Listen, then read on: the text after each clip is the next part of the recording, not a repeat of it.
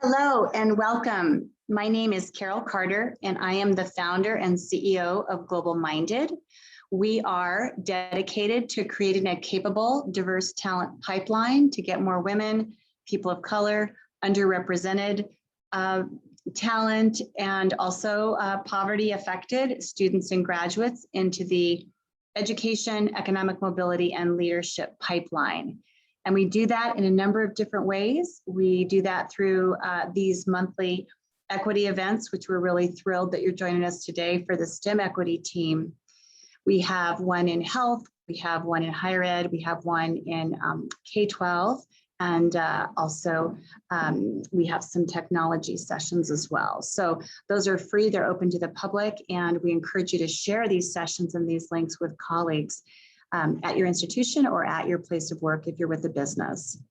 We also have many different programs for students on college campuses at the historically Black colleges, Hispanic serving institutions, some of the tribal colleges, and then a few of the state schools with high Pell eligible attending students.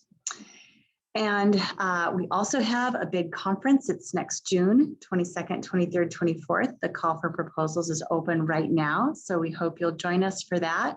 And also the early bird rate at $395 is happening right now until the end of October. And finally, November 3rd, mark your calendars because we do the Inclusive Leader Awards. These have been known as the Academy Awards for Inclusion, Diversity, and Equity. And last year's 15 winners across 15 sectors will introduce this year's 15 winners in a very fast moving 45 minutes virtual event. We'll be live at the dinner on the 22nd of June, but all of you can join us for this event on the 3rd. So when Celeste shares the link for this session, we'll be sure to include that. We also last month did a diverse board bound series, so we'll put that link in there too for reference. So it's my pleasure to introduce Paula Garcia Todd, and she is our STEM equity leader, runs an incredible kind of STEM equity team with us, but she also helps patients through pharmaceutical technologies, and she's made significant contributions in drug delivery through her work at Dow Chemical, DuPont, and now at International Flavors and Fragrances for the last 18 years. Her experiences ranges from process engineering and manufacturing settings with small and large molecule active pharmaceutical ingredients to researching and creating patent polymer innovations to solve critical formulation issues for pharmaceutical companies around the world. She has incredible background and a really big range of motion from education to corporate and also in some of the government areas. And she's a global citizen originally from Brazil. So Paula, welcome and welcome to your phenomenal panel. We're looking forward to the next hour. Thanks, everyone. Thank you so much, Carol. Thanks for the warm introduction and thanks for giving us an opportunity and a space to hold these discussions. I am thrilled to be here today. Thank you so much for spending some time with us.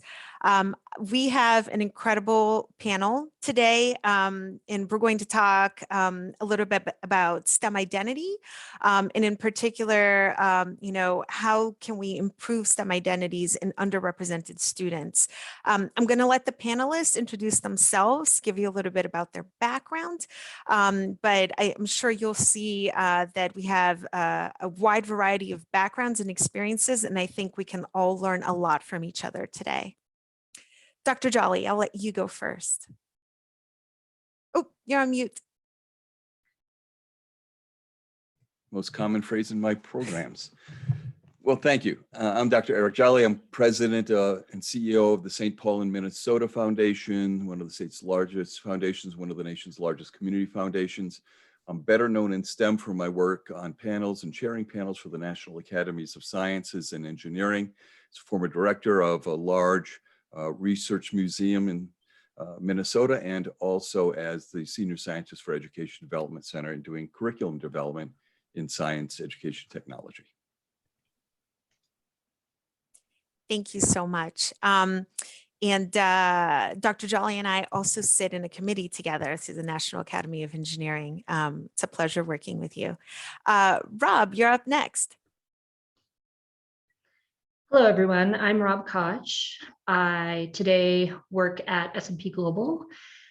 I work in the tech field. I work on our API platform team within the Platts division, which is an energy and commodities business.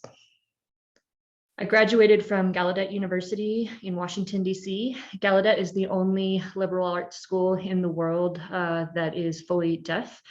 And so I had a journey through a lot of different working in the deaf world, working in the hearing world, and navigating through those communities. And now I'm the board president of REACH, which is our company's ERG, Employee Resources Group.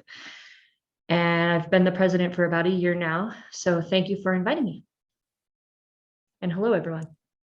Thank you so much for joining us, Rob. I'm so excited to have you here. Up next, I have Aisha. Aisha is a good friend of mine.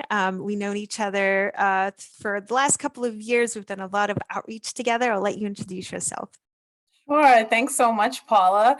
My name is Aisha Laurie, and I'm a really big STEM advocate. I have 20 years of experience within industry and government and nonprofits and education. I currently work for AWS, Amazon Web Services, as the global lead for education programs for the Americas. So that's North, Central, and South America. And in that role, really just represent all of the education programs from K to 12 all the way up to adult learners to really be able to show multiple pathways for learners to get into the cloud workforce. And prior to coming to AWS, I worked at NACME, which is the National Action Council for Minorities in Engineering, focused on professional development as well as leadership development, and also the American Society for Mechanical Engineers as the director of education. My background training is in electrical engineering. And I also did some work in public policy and public administration. And along with Paula, I'm also a AAAS If Then STEM ambassador. And so I'm really excited to be here. Thanks so much for taking the time to be here. And then last but certainly not least, we have Maria. I've actually never met Maria face to face, but I've seen her speak a couple of times and I think she's phenomenal. Thanks so much. I'm so honored that you're spending time with us today. Oh, thank you, Paula. It's my pleasure to be here with you today. Thank you for inviting me. I'm Maria Reyes, the dean, currently serve as the Dean of Industry and Public Service for Phoenix College in central part of Maricopa in Arizona. I have many years of experience in higher ed at both university and community colleges and working in diversifying STEM programs and getting more, especially women and other minoritized populations into STEM. So that's why it's my pleasure to be here with you today. My background is in civil engineering, both a bachelor's and a master's in civil engineering. And then unlike you, Aisha, I've got some policy background as well too, and studied policy and public administration, especially in public institutions that I've been working in. I'm currently working on 2 NSF grants that are really about diversifying the STEM workforce. One at an HSI, my institution is a Hispanic serving institution. And that's what my grants are focused on, work-focused experiential learning. So I'll talk more about that as we answer questions. But again, my pleasure to be with you today. Awesome. Thank you so much. So as you can see, this is an amazing panel. I'm so excited you're all here. Okay, so we're going to start it off. Dr. Jolly, I'm going to put you in the hot seat first. I'd like to know, how do you define a STEM identity? In some ways, that is whatever the identity components are that's important to the individual. But for me, it's having an orientation to, awareness of, and belief in efficacy in the STEM disciplines. So an orientation to really seeing this as being something exciting, viable, interesting, and having a curiosity towards it, an awareness of the disciplines. So many young people, especially from our BIPOC communities, don't have an understanding of the diversity of STEM identities and work that they could do, the places it shows up, how many different extraordinary projects you get to touch base on. And for some, an engineer is actually the building maintenance person or the person conducting a train. We need to really work at changing that. And awareness of them is so important. But more than that, a belief in your efficacy, your ability to actually do this, not yielding to the naysayers who say math is hard, instead of being honest that math is simply complex and solving a complex problem is more fun. So how do we get kids oriented to an identity that says, I find this interesting, I understand the kinds of things you can do, and I believe I could do it. Awesome. Perfect. Thank you so much. Yeah, Rob, and did you want to add to that? Yeah, I think also with STEM identities, it's important to have role models, as well as, in the deaf world, there's not a lot of deaf scientists or deaf doctors and those type of fields, deaf astrologists and, different astronomers and things like that, right? So the role models that we make will drive and motivate individuals to be like them, as well as maybe having studying something that you're fascinated in or interested in, like microbiology, for example. And if you're studying something like that, how do we have, mental roadblocks? How are things explained? How by another person speaking the same language, and that can kind of discourage individuals from going into maybe those particular fields. So I think it's important that with STEM identities that we're having matching role models from bottom to top. And that's kind of what I see as what we need to improve in STEM identities. Yeah, absolutely. And I like that you added that, because it kind of tied into the next question that I had around the importance of STEM identity, right? Does anyone else have anything else to add around, the importance of STEM identity? I'll just jump in and add, Paula, I think the importance of it is that, many people think, you have to really have a degree in one of these areas to have a STEM identity. And I think for students, even if they think of themselves, if they're solving problems, they're still cultivating that STEM identity. And many times they're not aware that that's what they're doing. So I tell them, if you are curious and you like to figure out how things work, you're problem solving. And that's what you need and you do in any of the STEM fields. So I think sometimes it's like a misconception that, your STEM identity has to be equated to you actually, having a degree in one of those areas. But even if you don't yet, as a young learner, you still have a STEM identity. Absolutely. That's an excellent point. Maria, did you have anything else to add on that? I did, especially for the young students, a STEM identity needs to be cultivated. Math is such a building block, and you think about math for young students between 3rd and 4th grade, it really shifts from just computational to a more algebraic or complex math concepts. If students start to turn away from it at that point without having an identity of, I can do this, like Carol said, it's just more, it's complex, or I'm sorry, maybe Eric said, it's not hard, it's just complex and something we have to work at. And if you don't have the identity of, I can try and fail, or try and learn and try and do something different, then we start to lose individuals, especially young girls, who say, this is just not for me. So that an identity of, I can be a problem solver from very young age is very critical. Yeah, absolutely. And so, you bring up a really good point about, having that STEM identity at a young age. And I'm very curious to know if you have, because I know you've done a lot of work in this particular field, Maria. Do you have any sense of what is the relationship between having a STEM identity at a young age and long-term success? In some of the work that we've done in the public-private partnership to outreach to young women, we found particularly more impact for young middle schoolers and their potential turn towards, well, I can do this. And it really, if we can connect them to this, I'm a problem solver, you're a problem solver, we can all do this, then they'll start to think and believe that they can participate in these career fields, this technical workforce, and have something to contribute. So we're noticing, we right away saw in the work we were doing with these young women that sixth graders that we were impacting were saying, you know, I really could, and changing their direction in what they're taking in high school, or what math or what science they were pursuing. And that was having an impact on their long-term success, right? That gets them further along in their STEM efforts, even degree or no degree. I'm getting the building blocks of what I need. Excellent. Does anyone else have anything to add to that?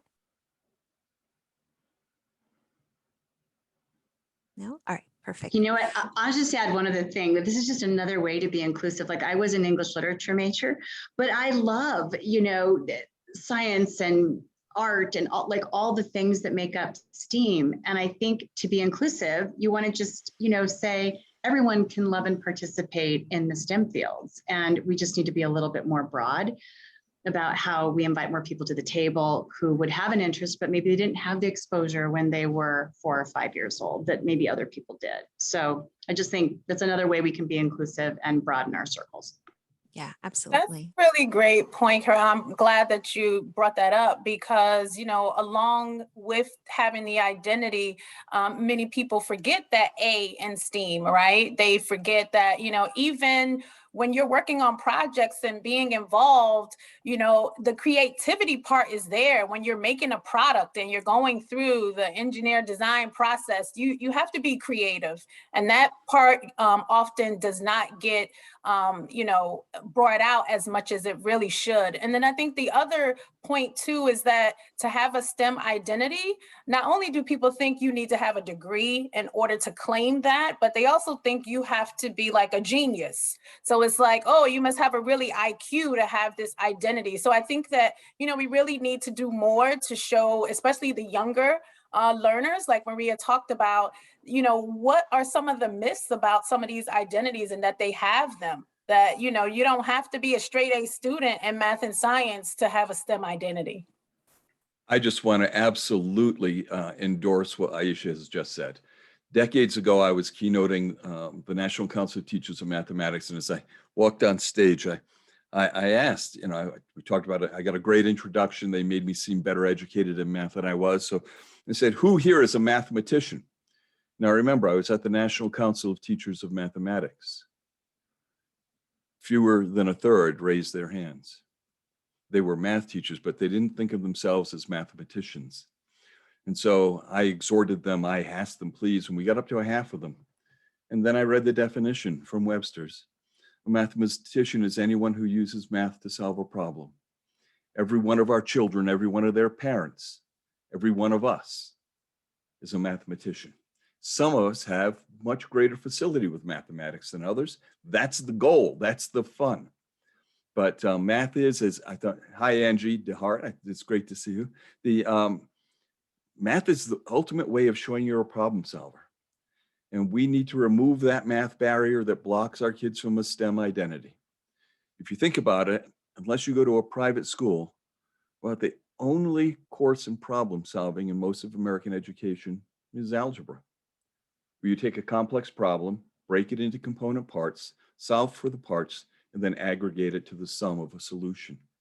And if we can teach kids that they're problem solvers, they'll never be afraid of algebra, and they'll understand that it's just one more tool in their creative toolbox, as Carol had said. Thank you, Aisha. Perfect. Thank you so much. That was great.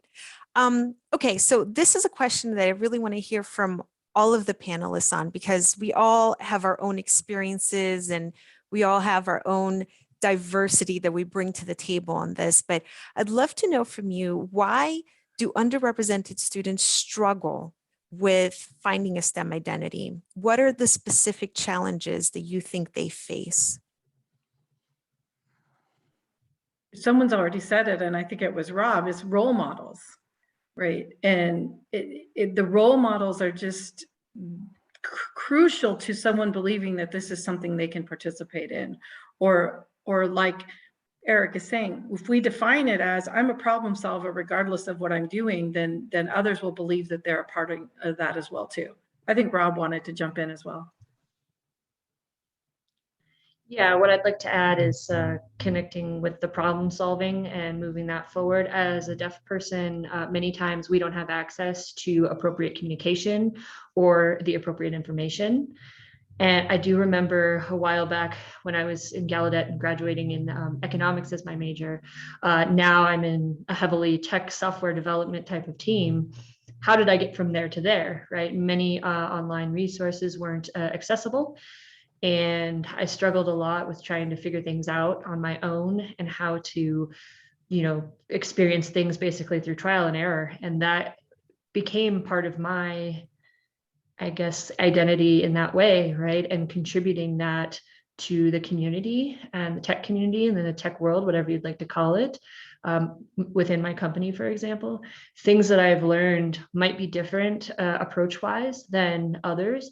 Most others have learned how to, do it via being spoon-fed maybe, or they, depending on their privilege and their environment that they've grown up in. With me, I struggled with a lot of frustrations and barriers and had to figure out a lot of things to get a more broad approach. So that's one way I think that it's benefit to hire a diverse population, because then we have a more broad approach to how to solve problems. Wow, that's excellent. Thanks, Rob. Yeah, I think, Maria said it, already as well, and Eric talked about it too, in terms of, just, looking at the identities and having role models and putting out there what you see. And so for me as a young child, I didn't even hear STEM. I never even heard what that was. But when someone talked about, what do you think a scientist looks like? Basically, the first thing that came to my mind was Albert Einstein, and he looked nothing like me. So, for me as a young child, I never even thought about myself being in that role. And I did very well in some of those areas in terms of math and science and problem solving, but I still never identified with I could be a scientist. I had never even heard of engineering. So I didn't even have that, kind of vocabulary to put that and make that connection. Definitely didn't see, many people who looked like me in some of those fields. And so I couldn't relate to what those identities were. I talked a lot as a child. I was very curious. And once I got on the debate team, it was kind of guided for me to say, okay, Aisha, you should be a lawyer, because this is kind of the career path that we see for you. But no one, when I was a young child, talked to me about science or like engineering. I didn't get that much further until I was almost ready to graduate high school when I even heard the word engineering. So, I didn't make that connection. And I think that's why it's really important, like Maria said, to have role models and show students that, I'm an engineer. And when students see me and I tell them that, they're still shocked and surprised. Like, but you look nice, and you like to get your nails done, and, you're wearing nice clothes. And so we really need to do a better job in terms of the messaging that we're putting out there for all students. So I love this chain of conversation, and I agree that we need the role models, and in different communities they get tested. When I go back to my home community, people will only speak to me in Alagi, the Cherokee language. So I want to make sure I'm still in the community before they care to have me as a model for their kids. There's a lot of testing that BIPOC people face when they go back into their home communities. And one of the things that I like to do is raise up how much science already exists in all of our communities. So, my grandmother taught me to weave baskets. I weave in the Cherokee style. And when you weave a basket, you have to understand the different materials and the constructions. You have to understand to dye it and whether or not the dye has permeated the cell membranes or not, whether or not your material is strong enough. You have to understand the shear compression and torsional stress. And any 12-year-old basket weaver knows all of those concepts of science. But I had to finish a degree in physics before I understood that my grandmother was the greatest science teacher I ever met. There's science everywhere in our communities, and we need to show our kids that our communities own it. It's just the language that makes it so hard. It's not the experience. Yeah, absolutely. And to tie a little bit to the role models, I know Aisha and I, we've done a lot of panels together, and I know her story, and my story is quite the opposite because I grew up in a family of engineers. So I knew what engineers did. I had a very strong sense of, I had a lot of role models. They were all men, but it wasn't until I went to school that I realized that I was a minority as a woman and as a Latina. I had no idea until I actually stepped foot at school, but it didn't affect me as much because I had already developed a strong STEM identity as a young child, right? So what are some ways, I know we've talked about role models a lot, but what are some other ways that we can work to strengthen STEM identities? What are examples of activities that could help? What are other things that we can do for students?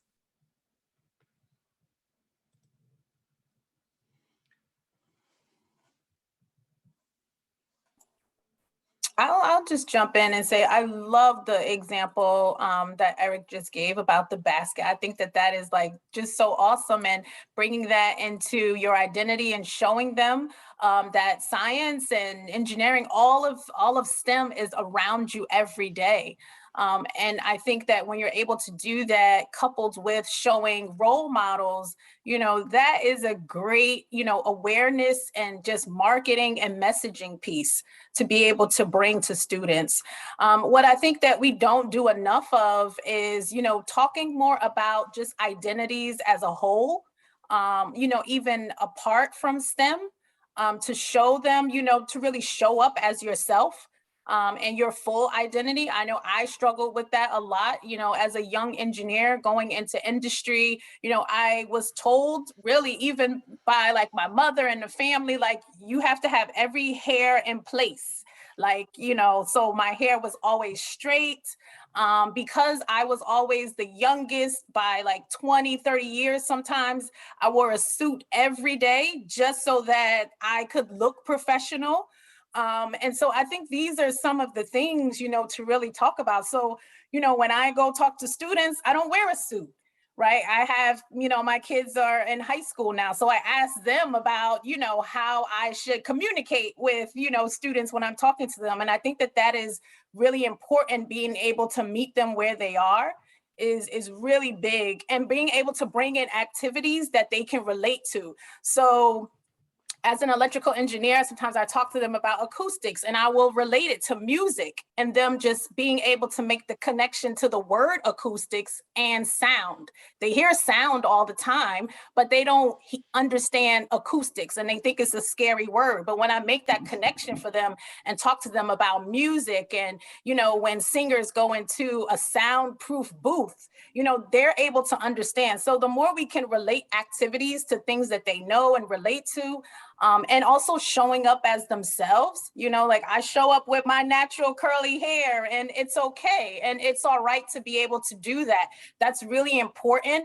And some of those like professional development type of things, we should be doing more, and weaving that into an actual project and activity.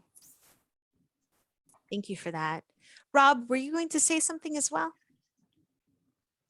Yeah, so I will, defer to if anyone else has anything to say.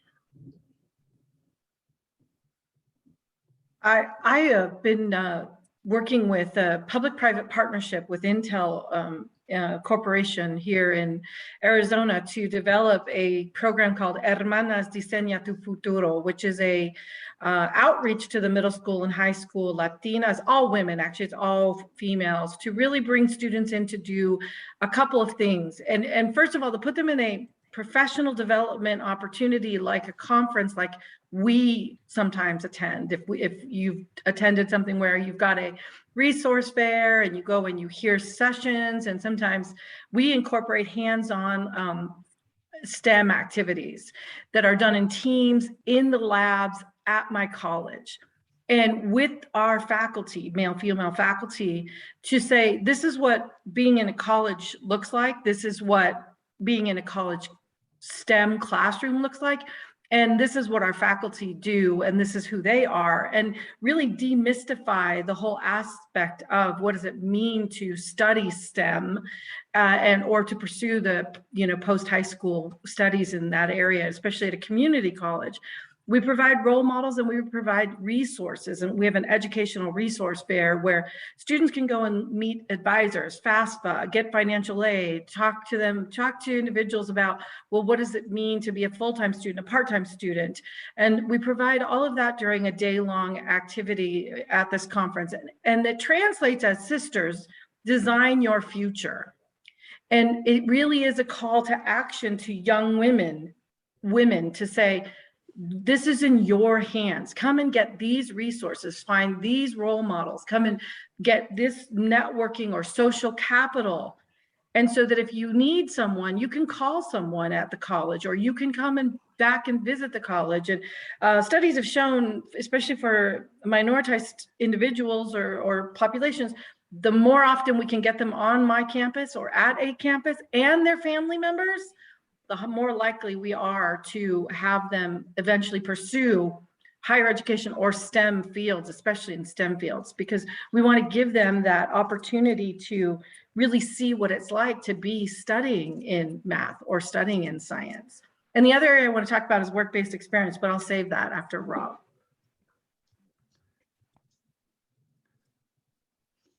No, I guess I would like to add that companies are recognizing the need for diversifying their workforce, meaning companies that are now implementing DEI efforts and talking about equity inclusion. So more and more of that we're seeing these days everywhere popping up in different organizations, meaning that it's important to us in general and to incorporate and be more inclusive, regardless of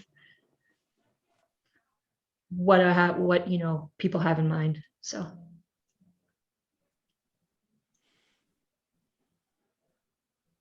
Absolutely. We see that across various industries.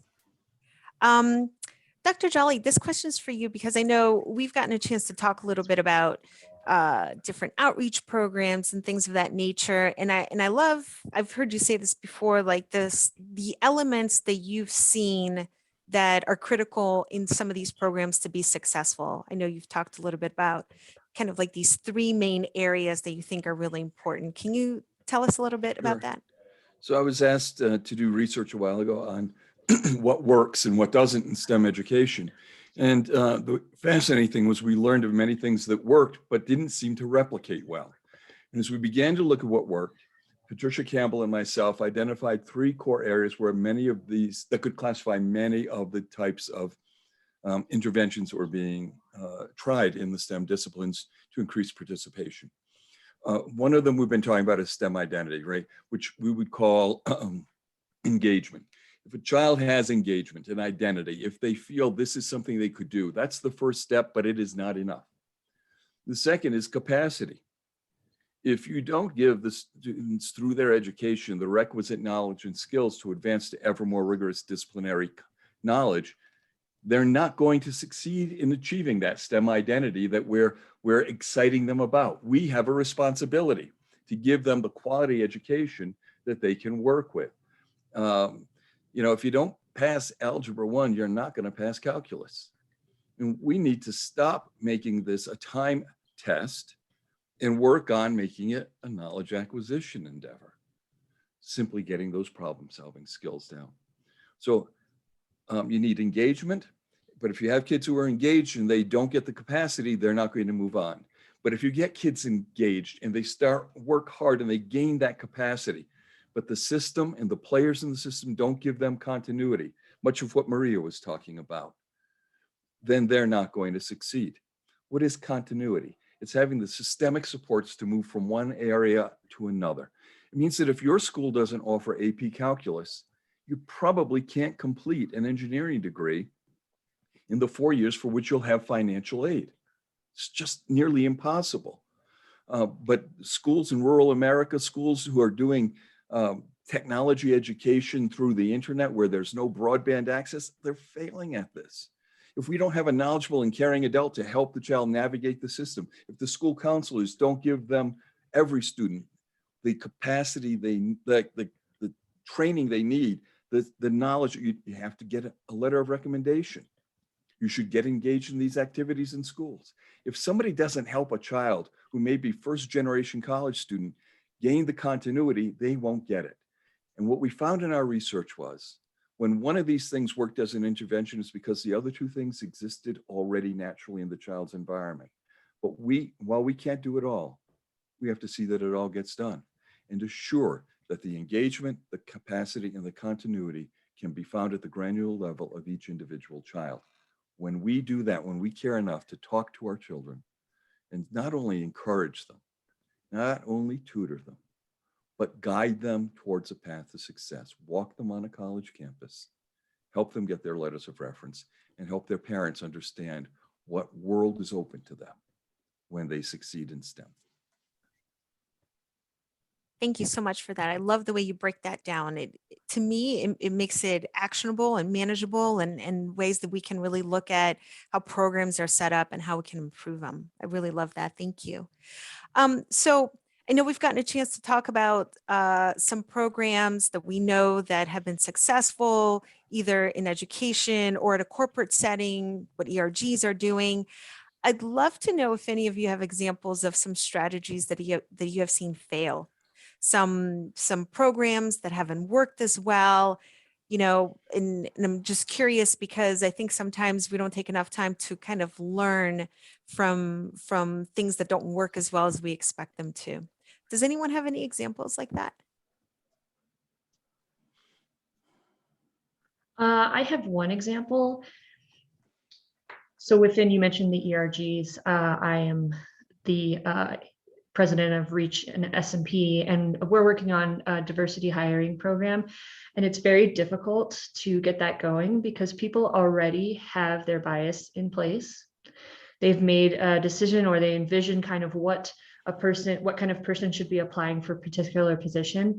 And if that person shows up that's different from them, they might you know, they might not hold them to the same, you know, equality and access, right? They might, if somebody shows up and they have they look the same education as the person who's doing the hiring, then they're almost immediately hired. So their, you know, future decision-making being made by their managers or by people broader in the company in different diverse groups. So that's really hard because we want to have, you know, a collective team and a manager that, you know, isn't always looking for people that are the same as them. And I think just diversity itself is hard work. And I would almost call it, you know, like forcing it onto them. It's hard to do that by asking people to hire more diversely. So I think that's quite a challenge. What a perfect example and one that a lot of us can relate to. Very, very difficult, right? To break down biases that people already have. Dr. Jolly, were you going to say something? Well, I was going to confess to one that I was engaged with 20 years ago that failed. It failed because we took the scientists from the community. It was a Native community, a matrilineal society. And we brought the scientists that were raised from that community, who were mostly men, and said, we need a program that gets these women back on a career reentry path in STEM. And it failed miserably until we took the men away from the problem solving, because they were teaching individuals solving a problem in their own cubicle, in their own space. And when the women had us out of the room, they took down the barriers of the cubicles, talked to each other, learned faster, did better than any of the men. So that's a failure. At least we learned something from it 20 years ago. We still have to learn this today. I'll jump in and add that, you know, things that I've seen that have failed are when, you know, you may have organizations or even companies that want to come in and really help to solve a problem, but they really have these like one-off programs. right? So it's like, let's do this program and, have the students fill out a survey before and after, and then they're gone. Like that fails because there's no follow-up, there's no consistency. And that's what students need. That's what educators need. And that's what parents need.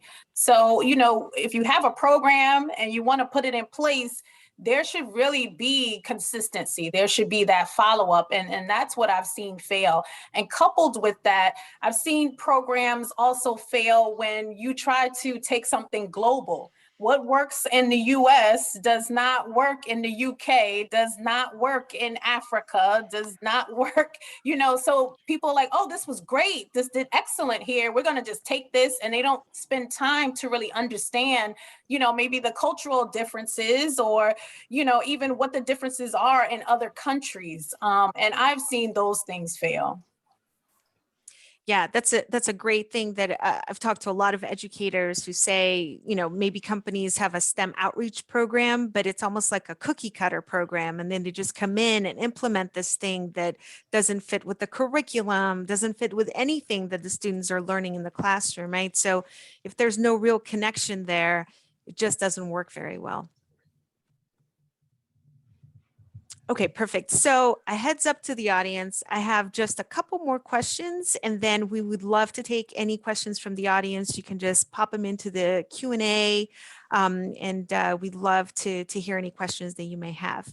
Okay, so the next question I have is around what are things that people can do to help with STEM identity? And I'm going to name different groups of people, and maybe we can talk a little bit about how all of these people can influence and make a difference. So I'm going to start with the role of educators.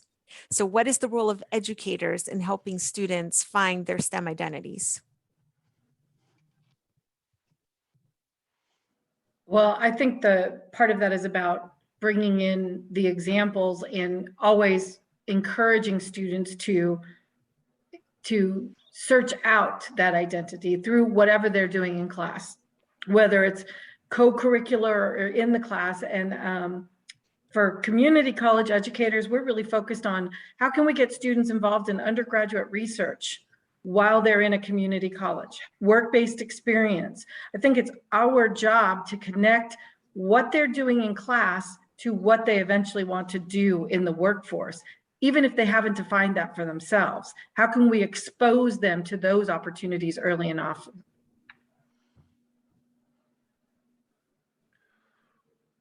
I would also say for educators to, understand that there is no one identity to being in STEM. And, Maria already alluded to it, is that any student can go into STEM. It doesn't matter what you look like, where you come from, who you are. And so educators should, again, encourage all students to try it out, even if they're not, maybe they feel the best student. Maybe they're not doing so well in math or science, but they're creative in some other way. So still encourage those students to pursue it and think about it. Yeah, I would like to add that educators also should be open and available to be a mentor, because I think that kind of relationship can last, beyond the education. It can go into, professional world. It can, it can help the student's mental state and feel good about what they're doing, if they're doing the right thing, and ways to check in about that. So I think the networking and mentoring are really keys to developing your own STEM identity. Yeah, absolutely. And I think at least in corporate America now, we talk a little bit about unconscious bias, and we have training and so forth. And I don't know that all educators go through this type of training where they can identify their own biases as well, right? I think it's really important for teachers to get a sense of what they may be overlooking inadvertently. Right. There's an interesting study, I'm sure a lot of you have seen it, that showed that when female math teachers don't show confidence in their math skills, it impacts the girls in the classroom into thinking that math is not meant to be for girls, right? Like they should not be as strong or as confident in math because their teachers may not feel as confident, right? So teachers play a very crucial role in helping kids see themselves and identify themselves too. Okay, so we talked about educators. What about parents? What is the role of parents in helping students find their STEM identities?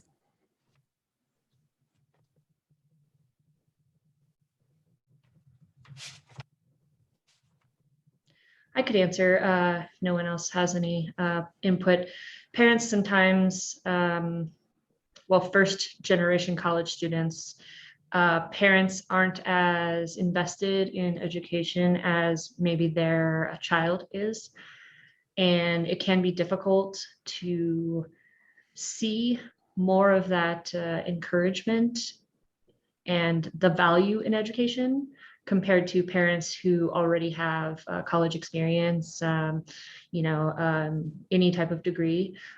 They tend to put a lot of value in education and encouragement into their child. So that's where educators and mentoring, like I had mentioned, can help in that regard. I think it can elevate the student to go through that particular experience.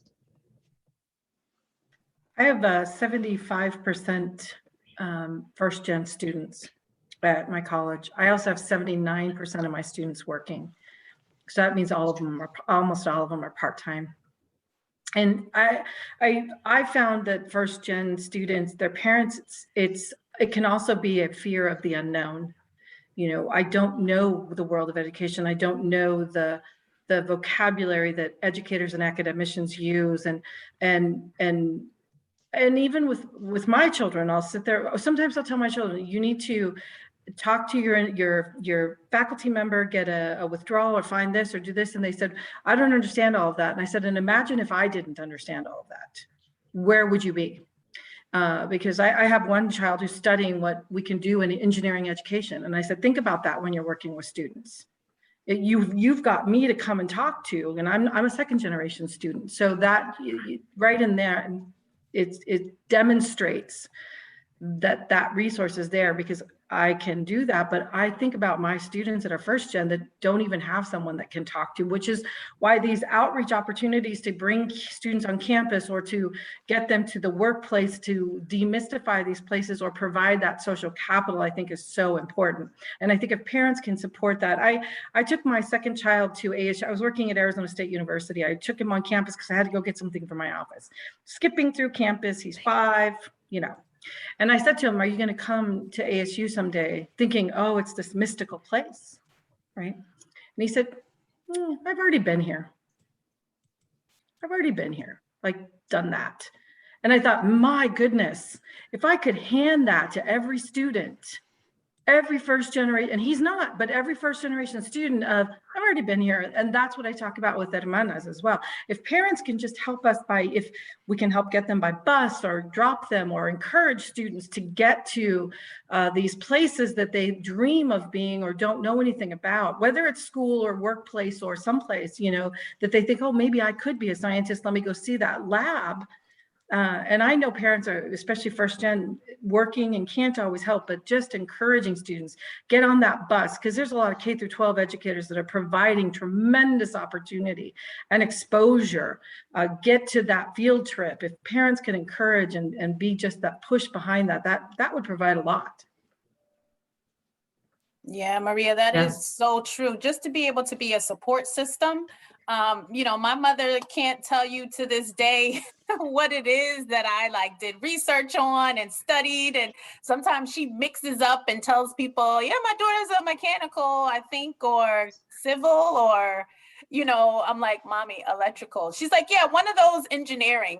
But the thing that really helped me was just the support when it was really tough and it was hard and I needed to call home and cry. And she had no clue, but she was still just supportive and understanding. And I think for some of my other peers, some of their parents were like, look, suck it up. You can do it. I think, just even if you don't understand and just to be supportive and be there as a listening ear or as a shoulder to really cry on is so helpful in and of itself, because you already have, you know, being a minority or being a double minority, and that's tough enough. And then on top of studying in one of the STEM fields. So, you know, just to be a support system for parents is like so key and important.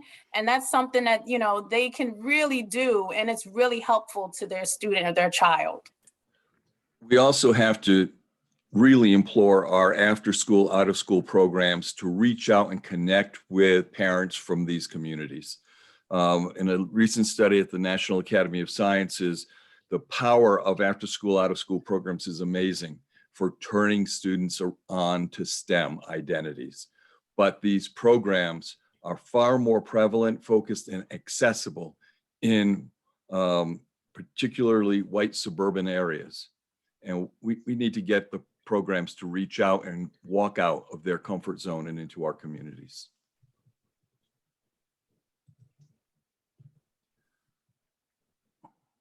All right, perfect. So I have one last question, one last group, and Dr. Jolly, this might be good for you given your background. What part could others in the community play in helping students find their STEM identities?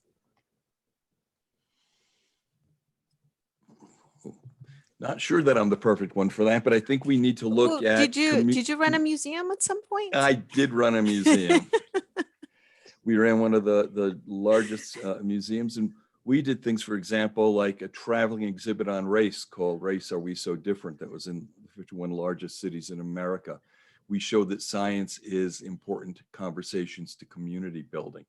And what the outreach really needs to do is to look at our community service centers, whether they're science museums, health programs, after-school programs, preschool programs, and get them engaged in STEM identities, because it is a strong screen for our students of color, keeping them from success. And if you're serving us, but not giving us a vision into a world that can take you elsewhere, that can take your community elsewhere, you're not serving the community well. So yes, get parents, educators, the community, get your kids into science museums, take them to parks, take them to a zoo. But don't just make it a fun time out. Let them play and learn, and ask them about, let them be the teachers. So that's a part of the programming that we can do. I really implore us all, if we're a member of a community serving organization, if we're on the board, let's ask them, where are you introducing your kids to the most powerful predictor of their future success? And education. Education, once given, can never be taken away. It is one of the most liberating forces in human development. And we know that the future of education in STEM is the future of education for economic success and independence. And we need to get our organizations behind that message. Well said. Thank you. Can I jump in on that? Absolutely. The other community aspect I want to focus on is industry and our industry corporate partners. We are preparing individuals for the corporate or industry workforce, and they have to have exposure through our partnerships with industry and industry's partnership with us to say we are collaboratively preparing individuals for this space. And that work-based experience foreshadowing I provided is about how can faculty and industry partner to bring these projects into the labs at my college, or bring students into the workforce early, give them and the two of the grants that I talked about with National Science Foundation are about an 80-hour externship or internship, which is really a pre-exposure to what it means to be in the world of work in STEM. And corporate partnership and industry partnership is key to that economic work, that economic development and that workforce development. And we've got to work together. Teachers and parents alone can't do that. We need that community partnership from our industry members. Absolutely. Great addition. Awesome. Okay, so with that, I do see there was a question that popped in. I think Dr. Jolly added some information in here, but I want to throw it out to the panel. We had a question: what are working strategies and solutions in helping high school Black and brown girls to help develop and cultivate their STEM identities. Any thoughts from the panelists? Some working solutions for Black and brown girls. I didn't see it, I'm sorry, okay. I think we have to get back to those role models. You know, we talked about the educators as role models as well. And when you think about your own, well, I'll talk about mine. Someone pointed out that when I moved from middle school to high school, my math and science teachers moved from more female to male predominant. Now that's true. I don't know, I'm not generalizing. I'm not saying it's still true today, but it was for me. And so having the exposure to role models at that point that looked like me, and I could see them in a science lab or think about that being a place where I could be, was critical to me continuing, as Aisha talked about, when the going got tough. And the persistence was something I had to consistently work on. And the other thing that was really helpful to me when I was studying engineering was someone said, speak so that your own voice and the voice that I hear when I'm talking was, I hope to someday be a civil engineer. And they said, no, you say it, I will be a civil engineer someday. I will complete my engineering degree in this date, and I will be working in this. And the more I said it and heard my own voice saying it to others, the more I believed it. And so I think that's one of the other things. We just, that back to that efficacy, which I think we talked about at the beginning. Yeah, that's so on point, Maria. And I would say, you know, just as I said before, like, you know, meeting them where they are, you know, showing up, you know, in your full identity, being very genuine with them. I mean, that's a strategy that can go a long way. You know, also bringing examples, again, of things that they can relate to. You know, if I find that there is a girl who might be interested in like chemistry or chemical engineering, you know, I start, you know, talking to her about all the different products that she uses every day and how all of those things are in those products, her nail polish, you know, makeup, you know, the shampoo. You know, you have to do your homework when you go talk to these students. You cannot just show up and think that you, because you know, have all of these degrees and, you know, all of this stuff behind you, that they're going to be impressed by that. You know, that doesn't impress them, right? So you really have to do your homework and show up to them in your full identity and your genuine self. And that's a strategy, again, that I think will really go a long way in that community. The other thing I'd add from my own experience is that women tend to be more communal in the way that they learn and the way that they operate, right? And so I would say another way to encourage girls is through a lot of teamwork versus, you know, just one-on-one type of exercises and activities. Put them in teams, they tend to do really well, and help them find other girls that also share the same interests, right? Because if girls feel a sense of community, that there are others like them, they tend to stick it out and they tend to feel like they're part of something. And it's easier for them to get through the tough times when it comes to engineering or other STEM fields. Anything else? All right, I think we're getting short on time. Carol, did you want to wrap us up? Yes, and just to thank everyone, and also I want to share a couple of the things that Global Minded is doing, because some of these things have come from students that we worked with last year during the pandemic. We are matching professional industry mentors that we train with incoming freshmen. So we're working with Microsoft Alumni Group, we're working with people from Salesforce, we're working with some of the Stanford MBAs and some of our other partners to get students before they start college to have a professional mentor who can guide them during the 1 or 2 years at the community college or at the four-year school, whatever. And that's been really powerful so far. And then we're doing these strong summer start leadership programs for first gen, where they, during the summer, get a really strong sense of what's ahead instead of getting hit with all of that with their other classes. So those are all things that we would love to work with you all on and pilot them, like Maria with you at Maricopa. And you know, I feel like there's so many good merge lanes. And the final thing I'll say is we just applied for a grant with New Profit for a model to kind of reinvent advising for post-secondary, and that, teaching advisors facilitation skills, getting them to be paired up with our industry people from aerospace, from technology companies like Amazon. And then, they're co-facilitating. So they don't have to know all the things that what Amazon wants to hire, but they can be there as facilitators with 30 students, 20 students on a Zoom call or in person who might be interested in the health professions or going into technology or going into space and aerospace. And I think just being able to powerfully kind of reinvent some of those models, really seeing those individuals as leaders who are those strong problem solvers and strong connectors to help students, and not just in that, kind of advisor capacity from like 20 years ago, which was very informational, which is important, but we have to really teach students how to self-direct, how to, drive their own bus and not be dependent on us, but develop those strong skills, because those are the people that your companies want to hire someday, not the ones that want to be told what to do all the time.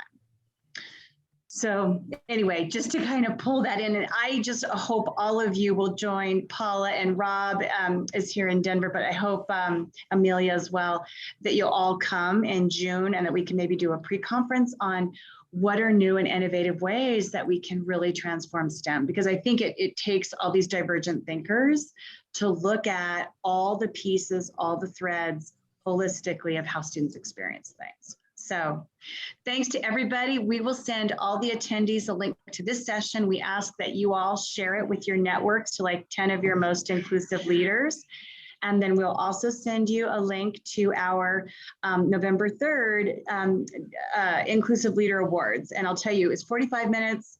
It is going to be the most inspiring 45 minutes, I really believe, that you'll spend all year, because you're going to have 90 seconds with last year's winners and this year's winners sharing how they see the world changing to close that equity gap. So thank you, Paula, and thank you, Aisha, Maria, Eric, Rob. So good to see you, Amelia. Really wonderful session. Thanks, everybody. Thank you all for having me. Thanks. Thank See you. you next month. Bye-bye. Bye. Stay STEM strong. That's what I say. Bye-bye.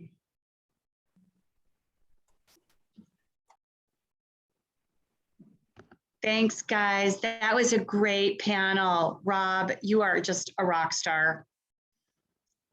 Paula, oh my gosh.